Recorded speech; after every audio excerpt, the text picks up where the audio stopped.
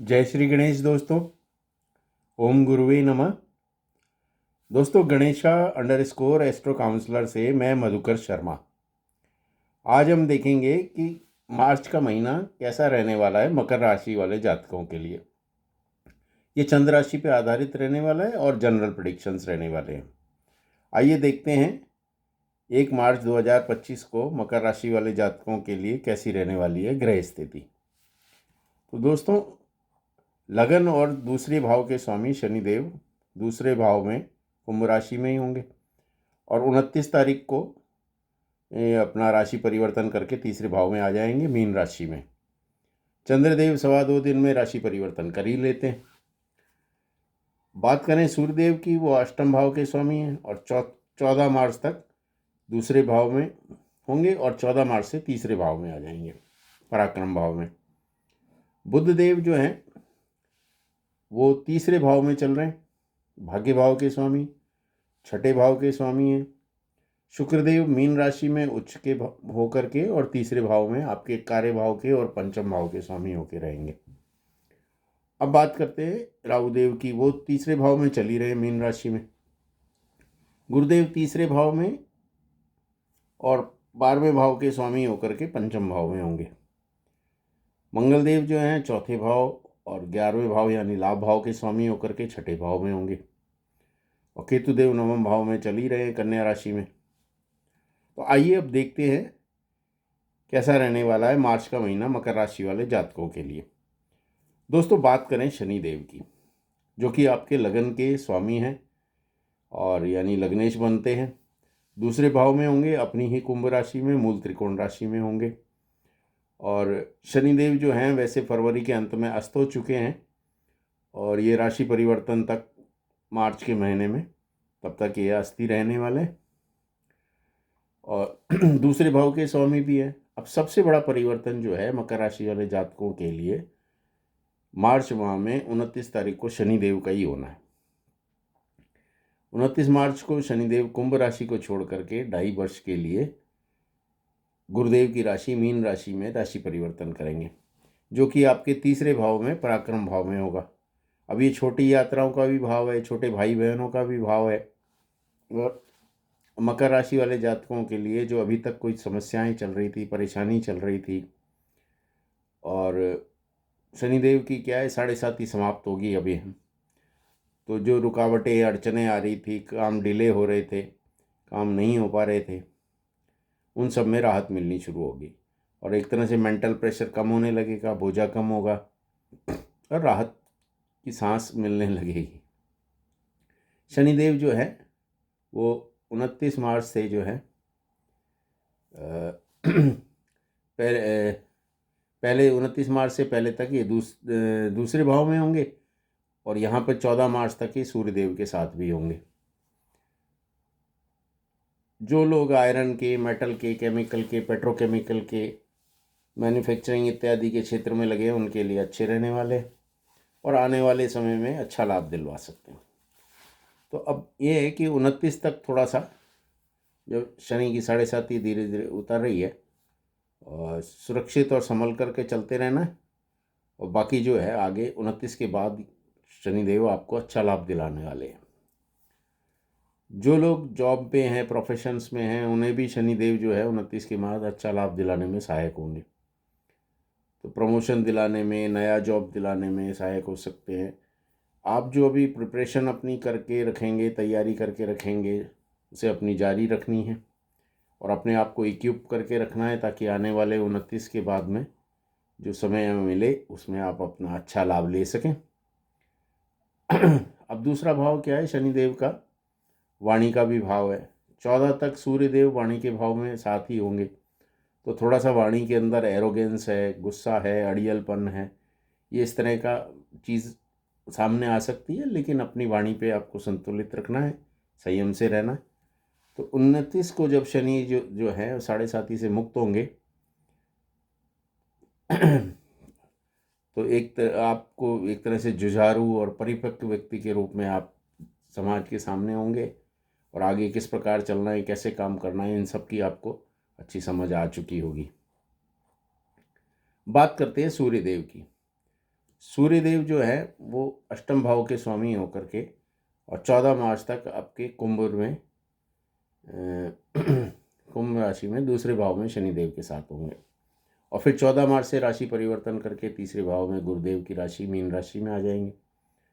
अब तीसरे भाव में मकर राशि वाले जातकों के लिए यहाँ पर बुध देव, शुक्र देव, राहु देव भी साथ होंगे और 29 मार्च को शनिदेव भी यहाँ आ जाएंगे। तो इधर 14 तक थोड़ा सा गवर्नमेंट रिलेटेड कार्यों में तो कुछ परेशानी रह सकती है, कुछ टैक्स जुर्माना आदि जैसी बातें हो सकती है। तो वाणी भी थोड़ी हार्श या तेज़ रह सकती है जिसकी वजह से थोड़ा बहुत नुकसान हो जाए, तो इन सब बातों पे थोड़ा ध्यान रखना होगा। अब बात करें शुक्रदेव की। शुक्रदेव क्या है, आपके दसम भाव के कार्य भाव के स्वामी और पंचम भाव यानी संतान भाव के स्वामी होकर के, प्रेम भाव के, शिक्षा भाव के स्वामी होकर के पराक्रम भाव में तीसरे भाव में मीन राशि में उच्च के होंगे। अब ये 2 तारीख से वक्री भी होंगे। 19 तारीख को पश्चिम में अस्त होंगे और 25 को पूर्व में उदय भी हो जाएंगे। अब यहाँ तीसरे भाव में बुद्धदेव के साथ होंगे, लक्ष्मी नारायण योग में साथ होंगे। यहाँ पर ये आपको अच्छा लाभ दिलवाने का काम करेंगे। अब यात्रा का भाव भी है तो छोटी मोटी यात्राएं भी हो सकती हैं जो कार्य के अलावा घूमने फिरने के लिए भी हो सकती हैं। और शुक्रदेव आपके जॉब एंड प्रोफेशन के स्वामी हैं तो वो ठीक से चलाने में मददगार होंगे।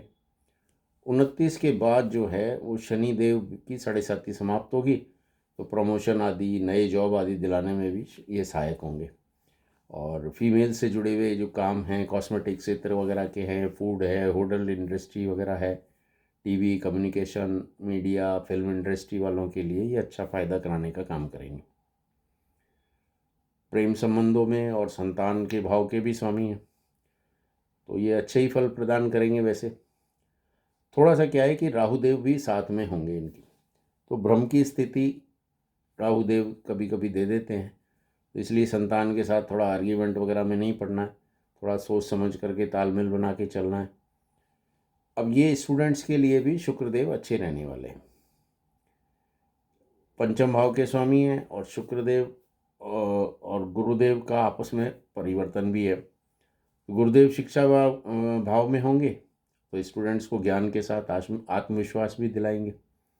छात्र जो हैं वो एग्ज़ाम्स में सफलता दिलाने में भी अच्छे रहने वाले हैं। छात्रों के लिए जो स्टूडेंट्स फैशन डिज़ाइनिंग वगैरह में, टीवी आदि में, मास मीडिया वगैरह में पढ़ाई करने के उसमें लगे हुए हैं, उसमें छात्रों को ये सपोर्ट करने का काम करेंगे।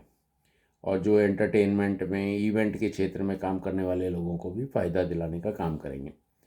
प्रोफेशन के लिए जो है आपकी स्थिति काफ़ी अच्छी रहेगी और शनिदेव के राशि परिवर्तन करने के बाद ये और भी ठीक हो जाएगी। अब बात करते हैं बुधदेव की। बुधदेव भी 15 तारीख से ही है, मतलब ये वक्री हो जाएंगे। और बुधदेव भी क्या है कि भाग्य भाव के स्वामी, नवम भाव के स्वामी होकर के तीसरे भाव में अपनी नीच राशि में है और ये छठे भाव के भी स्वामी हैं। और यहाँ पर क्या है, इनके साथ में शुक्रदेव अपनी उच्च राशि में है, तो एक तरह से ये नीच भंग राजयोग में होंगे। साथ ही शुक्रदेव के साथ होने से लक्ष्मी नारायण योग में भी होंगे। अब यहाँ पे थोड़ा सा क्या है कि भाग्य के मामले में थोड़ा सा परिणाम हल्के कम रह सकते हैं कि ये नीच राशि में है। और थोड़ा सा 29 मार्च के बाद शनिदेव का जब राशि परिवर्तन हो जाएगा और फिर अप्रैल में जा कर के बुधदेव का भी राशि परिवर्तन हो जाएगा, तो भाग्य का साथ और मिलने लगेगा बाद में। तो बुधदेव जो है मार्च माह में राहुदेव के साथ होंगे। अब राहुदेव के साथ में जब बुध होते हैं थोड़ा जड़त्व दोष भी बनता है। तो राहु क्या है कि भ्रम की मतलब पैदा करने के, थोड़े से असमंजस की स्थिति और इस तरह का सा काम करने का हो जाता है। तो इसलिए ऐसी स्थिति से बच करके सोच समझ करके निर्णय लेना होगा।